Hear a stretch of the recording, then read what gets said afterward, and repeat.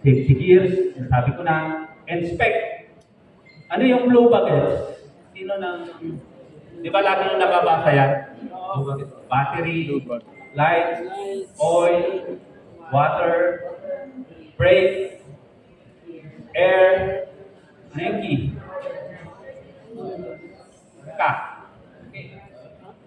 Tapos, environment, yun yung dapat ninyo i-anticipate pag nagmumotor kayo. Lagi nyo i-check. Pinaka-importante, kahit 100% kondisyon yung sasakyan ninyo, pag kayo hindi kondisyon, pag alis kayo, inaway kayo, preoccupied kayo sa away ninyo sa bahay, sa problema, hanggang maaari, mag-commute na lang kayo. Okay? At least yan, hindi manadagdagan yung sakit ng ulo ninyo. Next. Next.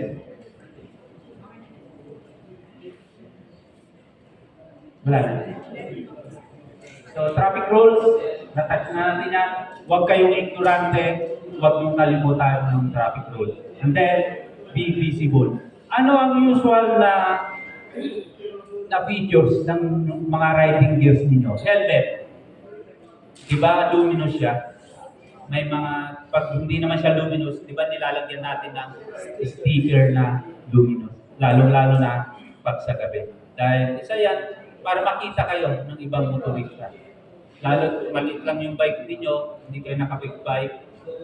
So, isa yan sa indicator na mayroong nakamotor sa kalsada, may nakasalubong ako nakamotor. Tapos yung mga jacket ninyo, ano mga safety features nun bukod sa padding? Meron siyang mga luminous na mga stripes. So, yun yung isang titignan ninyo pag bumibili kayo ng jacket. Ganun din sa pantalon, saka sa riding boots ninyo, may mga luminous effect yan. May mga stripes yan. Yun yung una yung titignan pag bumibili kayo ng riding safety gears ninyo. Next. Next.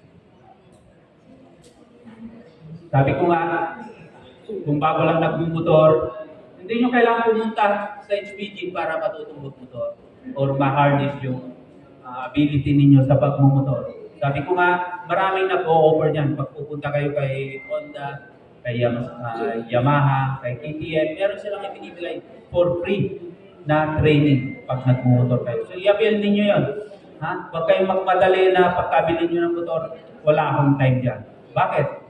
Yung kaalaman na matututunan nyo doon, hindi nyo alam. Magagamit ninyo yun para ma-save kayo pagdating ng panahon. Okay po? Safe distance. So, kung kayo nakatutok, okay, lalo nakamotor. Kasi po, dyan po karaniwan ng aksidente. Anong usual na natin? Sino may kasalanan?